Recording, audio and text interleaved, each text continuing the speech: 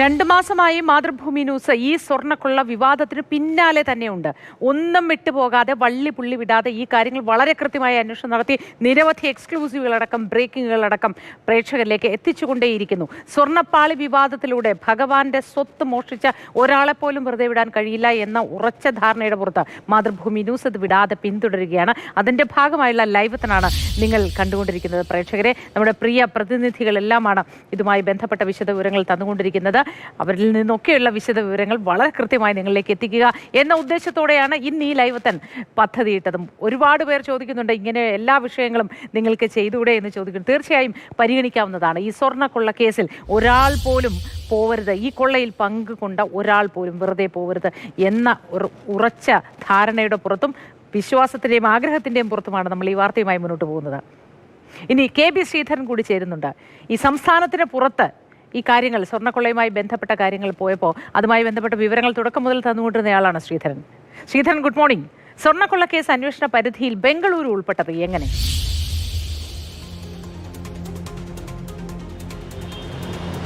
Moti, good morning. ഈ ബംഗളൂരു നഗരത്തിലാണ് അതിലെ ഏറ്റവും പ്രധാനപ്പെട്ട ശ്രീരാംപുര ക്ഷേത്രം, ഉണ്ണികൃഷ്ണൻ പോറ്റി താമസിക്കുന്ന അദ്ദേഹത്തിൻ്റെ പ്രവർത്തന മണ്ഡലമായിട്ടുള്ള സ്ഥലം.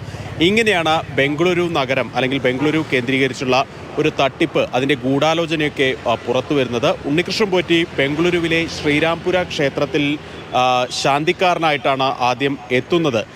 അതിന് ശേഷം, അതായത് ജാലഹള്ളി അമ്പലത്തിൽ സഹായിയായിട്ട് എത്തുന്നു. അതിനുശേഷം ശ്രീരാംപുര അമ്പലത്തിൽ ശാന്തിക്കാരനാവുന്നു. അവിടെ നിന്ന് ചില പ്രശ്നങ്ങളെ തുടർന്ന് അദ്ദേഹത്തിനെ അവിടെ നിന്ന് മാറ്റിയെന്നാണ് തുടക്കത്തിൽ ആ ക്ഷേത്രം ദേവസ്വം അധികാരികൾ പറയുന്നത്. പക്ഷേ തുടർന്നും അവർ അത് പറയുമ്പോൾ തന്നെ തുടർന്നും ഈ ക്ഷേത്രവുമായി അദ്ദേഹം സഹകരിച്ച് പ്രവർത്തിച്ചു പോന്നിരുന്നു. ഈ ക്ഷേത്രത്തിൽ വെച്ചാണ് ശബരിമലയിലേക്കുള്ള വാതിലിൻ്റെ പണി നടത്തുന്നത്. മരപ്പണി മുഴുവൻ നടത്തുന്നത് ഇവിടെ നിന്നാണ് ചെന്നൈ സ്മാർട്ട് ക്രിയേഷൻസിലേക്ക് കൊണ്ടുപോകുന്നത്. അതോടൊപ്പം തന്നെ ഉണ്ണികൃഷ്ണൻ പോറ്റിയുടെ കൂട്ടാളികളായിട്ടുള്ള ആളുകൾ എല്ലാം തന്നെ, വിനീത് ജെയിൻ ഉൾപ്പെടെയുള്ള ആളുകൾ, അനന്തസുബ്രഹ്മണ്യം ഉൾപ്പെടെയുള്ള ആളുകളൊക്കെ ഈ ബംഗളൂരു നഗരത്തിൽ നിന്നാണ്. ഇവരെല്ലാം ചേർന്നാണ് ഈ തട്ടിപ്പ് നടത്തിയിരിക്കുന്നത് എന്നുള്ളതാണ് നിലവിൽ പുറത്തു വന്നിരിക്കുന്ന വിവരങ്ങളിൽ നിന്ന് മനസ്സിലാകുന്നത്. ഏതായാലും ബംഗളൂരുവിനോടൊപ്പം തന്നെ ചെന്നൈക്കും, നേരത്തെ ബിനിലിൻ്റെ റിപ്പോർട്ടിലൊക്കെ കണ്ടു, ചെന്നൈക്കും കൃത്യമായിട്ടുള്ള ഈ തട്ടിപ്പിൽ പ്രാധാന്യമുള്ള ഒരു സ്ഥലം കൂടിയാണ്. ചെന്നൈ സ്മാർട്ട് ക്രിയേഷൻസിൽ വെച്ചാണ് ഈ ഇടപാടുകൾ എല്ലാം നടന്നിരിക്കുന്നത്. ഏതാണ്ട് 108 ഗ്രാമോളം സ്വർണം അവിടെ നിന്ന് തിരിമറി നടത്തിയിട്ടുണ്ട് എന്നുള്ള ഒരു വിവരങ്ങൾ കൂടി. ഒരു ഘട്ടത്തിൽ മാത്രമാണോ, ഒരു കേസിൽ മാത്രമാണ് ഈ വിവരം. അതുപോലെ തന്നെ നിരവധി കേസുകളിൽ ശബരിമലയിലെ സ്വർണ്ണ ഇടപാടുകളെല്ലാം തന്നെ കരാർ നൽകിയിരിക്കുന്നത് പങ്കജ് ഭണ്ഡാരിയുടെ സ്മാർട്ട് ക്രിയേഷൻസിനാണ്. അവിടെയും വലിയ പങ്കുണ്ട്. അതോടൊപ്പം തന്നെ മാതൃഭൂമി ന്യൂസാണ് ആദ്യമായി, നമ്മുടെ അനന്തകൃഷ്ണനാണ് ആദ്യമായിട്ട് ആ വിവരം പുറത്തു കൊണ്ടുവന്നത്. ഗോവർദ്ധൻ എന്നുള്ളൊരു കഥാപാത്രത്തിന് ഇതിൽ എന്താണ് പങ്ക് എന്നുള്ള കാര്യത്തെക്കുറിച്ച് വരുന്നത്. ഗോവർദ്ധനാണ് ഈ ശബരിമലയിലേക്ക് സ്വർണം പല ഘട്ടങ്ങളിലായിട്ട് ഏതാണ്ട് 500 ഗ്രാമിലധികം സ്വർണം അദ്ദേഹം നൽകിയിട്ടുണ്ട്. ഉണ്ണികൃഷ്ണൻ പോറ്റി വഴിയാണ് ഈ സ്വർണം നൽകിയിരിക്കുന്നത് എന്നൊക്കെ ഗോവർദ്ധൻ പറയുണ്ടായി. ആദ്യമായി ഗോവർദ്ധൻ മാധ്യമങ്ങൾക്ക് മുൻപിലെത്തിയത് മാതൃഭൂമി ന്യൂസിലൂടെയായിരുന്നു. ഈ വാർത്താ പരമ്പരയ്ക്ക് ഇടയിലായിരുന്നു. അങ്ങനെ ഗോവർദ്ധൻ എന്ന് പറയുന്ന ബെല്ലാരിയിലെ റൊദ്ദം ജ്വല്ലേഴ്സിൻ്റെ ഉടമ, അദ്ദേഹം ഈ കേസുമായി ബന്ധപ്പെട്ട് കിടക്കുന്നുണ്ട്. ഒരുപക്ഷേ അദ്ദേഹം സാക്ഷിയായി മാറാനുള്ള സാധ്യത നിലനിൽക്കുന്നുണ്ടെന്നാണ് മനസ്സിലാക്കുന്നത്. ഈ ഗോവർദ്ധൻ്റെ വീട്ടിൽ നിന്ന് ഉണ്ണികൃഷ്ണൻ പോറ്റി നൽകിയ, അല്ലെങ്കിൽ ഉണ്ണികൃഷ്ണൻ പോറ്റി സ്വർണം ഗോവർദ്ധന് നൽകിയിരുന്നു എന്നുകൂടി കണ്ടെത്തിയിരുന്നു.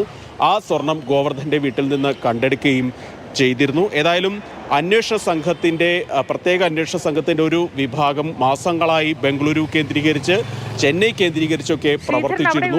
അങ്ങനെ ഈ പോറ്റിക്ക് ബംഗളൂരുവുമായി എന്താണ് ബന്ധമെന്നതാണ്. ഉണ്ണികൃഷ്ണൻ പോറ്റിയുടെ കർമ്മമണ്ഡലം എന്നുള്ളത് ബംഗളൂരുവാണ്. തിരുവനന്തപുരത്ത് നിന്ന് അദ്ദേഹം നേരെ ബംഗളൂരുവിലേക്കാണ് വളരെ ചെറുപ്പത്തിലെത്തുന്നത്. ഇവിടെ ശ്രീരാംപുര ക്ഷേത്രത്തിലെ മേൽശാന്തിയായി മാറിയ അദ്ദേഹം തുടർന്ന് ഇവിടെ നിന്നാണ് ശബരിമലയിലേക്ക് പോകുന്നത്, കീഴ്ശാന്തിയുടെ സഹായിയായിട്ട് ശബരിമലയിലേക്ക് പോകുന്നത്. ഏതായാലും ഈ ശബരിമലയ്ക്കും ബംഗളൂരു, ഹൈദരാബാദ്, ചെന്നൈ, ഈ ഇതര സംസ്ഥാനങ്ങളിലെ അയ്യപ്പ ഭക്തന്മാർക്ക്, അതും അയ്യപ്പ ഭക്തന്മാരുമ്പോൾ സാധാരണ അയ്യപ്പ ഭക്തന്മാരല്ല, ധനികരായിട്ടുള്ള അയ്യപ്പ ഭക്തന്മാർക്കും ശബരിമലയ്ക്കും ഇടയിലുള്ള ഒരു പാലമായിട്ട് വർത്തിക്കുകയാണ് ഉണ്ണികൃഷ്ണൻ പോറ്റി കഴിഞ്ഞ കുറേ വർഷങ്ങളായിട്ട് ചെയ്തിരുന്നത്. ഇവിടെ നിന്ന് പോകുന്ന ആളുകൾക്ക് ദർശനം ഉറപ്പാക്കുന്നു, അവരിൽ നിന്ന് പോകുന്ന ആൾക്ക് താമസം ഉറപ്പാക്കുന്നു. അതുപോലെ തന്നെ പല വഴിപാടുകളും ഈ ഒരുപക്ഷെ ഈ ബംഗളൂരുവിലൊക്കെയുള്ള അല്ലെങ്കിൽ ഹൈദരാബാദിലൊക്കെയുള്ള വലിയ ആളുകൾ ബിസിനസ്സുകാരൊക്കെ ചെയ്യുന്ന ഒരു കാര്യം, ഈ ഒരു കമ്പനി തുടങ്ങുകയാണെങ്കിൽ അതിലൊരു ഷെയർ അയ്യപ്പന് എന്ന് പറഞ്ഞവർ ലീഗലി തന്നെ മാറ്റിവെക്കുന്ന ഒരുപാട് ആളുകൾ, ഒരുപാട് അയ്യപ്പ ഭക്തന്മാർ ഇതര സംസ്ഥാനങ്ങളിൽ, പ്രത്യേകിച്ച് ദക്ഷിണേന്ത്യൻ സംസ്ഥാനങ്ങളിലുണ്ട്.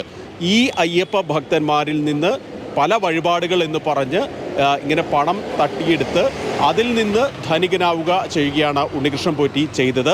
ഇതോടൊപ്പം ഇവിടെ ഒരു ധനകാര്യ സ്ഥാപനങ്ങൾ, പച്ചമലയാളത്തിൽ പറഞ്ഞാൽ പണം പലിശയ്ക്ക് കൊടുക്കുന്ന ഇടപാട് ഈ ഉണ്ണികൃഷ്ണൻ പോറ്റിക്ക് ഉണ്ടാവുകയൊക്കെ ചെയ്തിരുന്നു. ഇങ്ങനെ ബംഗളൂരു കേന്ദ്രീകരിച്ച് ശബരിമലയെ മുന്നിൽ നിർത്തി വലിയ തട്ടിപ്പാണ് ഇയാൾ നടത്തിയത് എന്നുള്ളതാണ് നിലവിൽ പുറത്തുവരുന്ന വിവരങ്ങളെല്ലാം മനസ്സിലാക്കുന്നത്. പക്ഷെ മറ്റൊന്ന്, നടൻ ജയറാമിന്റെ വീട്ടിലേക്ക് ഈ ഇളക്കിയ വാതിലുകൾ, സ്വർണം പൂശിയ വാതിലുകൾ കൊണ്ടുവയ്ക്കുന്നു, ശ്രീകോവിലിന്റെ വാതിലുകൾ കൊണ്ടുവയ്ക്കുകയും പൂജ നടത്തുകയും മറ്റും ചെയ്തിരുന്നു. ഈ നടൻ ജയറാമിലേക്ക് ഉണ്ണികൃഷ്ണൻ പോറ്റി എങ്ങനെ എത്തി?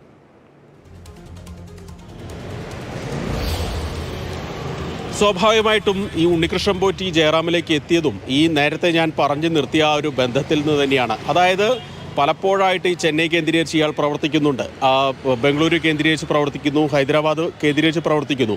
ശബരിമലയിലെ ഓൾ ഇൻ ഓൾ താനാണ് എന്ന് പറഞ്ഞുകൊണ്ടാണ് ഇയാൾ പലരെയും സമീപിച്ചിരുന്നത്. അല്ലെങ്കിൽ ഇവരൊക്കെ ശബരിമലയിൽ എത്തുമ്പോൾ കാര്യങ്ങളെല്ലാം ഡീല് ചെയ്ത് നൽകിയിരുന്നത്, അല്ലെങ്കിൽ അവർക്ക് വേണ്ട സൗകര്യങ്ങളൊക്കെ നൽകിയിരുന്നത് ഉണ്ണികൃഷ്ണൻ പോറ്റിയാണ്.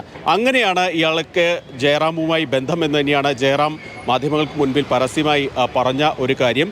ഏതായാലും ഈ സ്മാർട്ട് ക്രിയേഷൻസിൽ നിന്ന് ഈ ശബരിമലയിലേക്കുള്ള വാതിൽ, അതുപോലെ തന്നെ കട്ടിളയൊക്കെ തിരിച്ചു കൊണ്ടുവരുമ്പോൾ ജയറാമിൻ്റെ വീട്ടിൽ കൂടി പൂജ നടത്തും. അതായത് ആ ബന്ധം വെച്ചുകൊണ്ട് ജയറാമിൻ്റെ വീട്ടിൽ പൂജ നടത്തി. സ്മാർട്ട് ക്രിയേഷൻസിലെ പൂജയിൽ ജയറാം പങ്കെടുത്തു. അങ്ങനെ ഈ ശബരിമല കേന്ദ്രീകരിച്ച് തന്നെയാണ് ഉണ്ണികൃഷ്ണൻ പോറ്റിയും ജയറാമും തമ്മിൽ ഈ ഒരു ബന്ധം വരുന്നത്.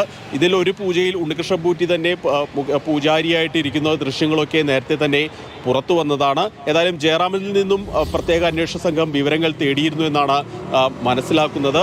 നാളെ വരുന്ന കോടതിയിൽ സമർപ്പിക്കുന്ന റിപ്പോർട്ടിൽ ഈ വിഷയങ്ങളെല്ലാം കൃത്യമായിട്ട് വരുമെന്നുള്ള കാര്യത്തിൽ സംശയമില്ല. ഏതായാലും ഇതിൽ ആരൊക്കെ കൃത്യമായ വിവരങ്ങൾ തന്നെ SIT സമർപ്പിക്കുന്ന അന്വേഷണ പുരോഗതി റിപ്പോർട്ടിൽ ഉണ്ടാവുമെന്ന് നമുക്ക് മനസ്സിലാക്കാം.